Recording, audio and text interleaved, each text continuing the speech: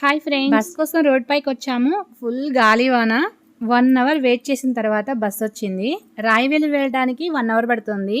1 అవరే కదా అనేసి యాక్టివ్గా అయితే బస్ ఎక్కేసాము. ఇక వేలూరు బస్ స్టాండ్ లోకి అయితే వెళ్ళామన్నమాట. ఫస్ట్ చూస్తే బస్ స్టాండ్ లో చాలా ఫ్రీగా ఉంది, జనాలు ఏం కనిపించలేదు.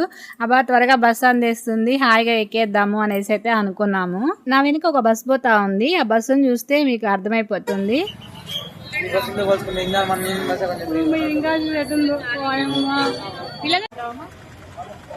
ఇప్పుడు పల్లి 3 కాదు బుజ్జి, ఉంది బుజ్జి తిరుగుతాండి.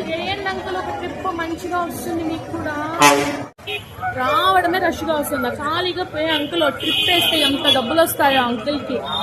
వాళ్ళు తిరుగుతాండి పోయే రూట్కి వెళ్ళే వాళ్ళందరూ ఏమైపోవాలా.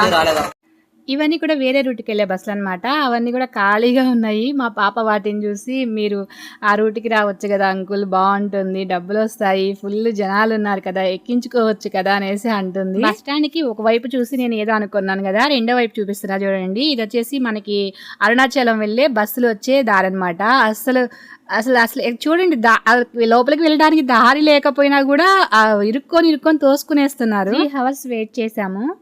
ఇంకా కొంచెం సేపు చూద్దామని ఈలోపు పిల్లలకి కొంచెం టిఫిన్ అన్న పెట్టించుకుందాం అనేసి హోటల్కి అయితే వచ్చాము. మా వారు అయితే చాలా ప్రయత్నం చేశారు వేరే విధంగా అన్నా వెళ్దాం అనేసి, బట్ టైం అయితే దాటిపోయింది అనమాట. మాకు ఇంకే అవకాశం దొరకలేదు, వెళ్తే బస్సులోనే పోవాలి. అతి కష్టం మీద మా వారిని ఒప్పించేసి వద్దని చెప్పి మేము ఇంకా తిరిగి వచ్చేసాము.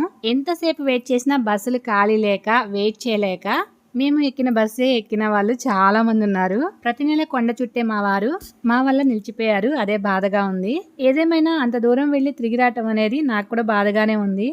పిల్లల్ని దృష్టిలో పెట్టుకొని ఆలోచించాను, తప్పలేదు.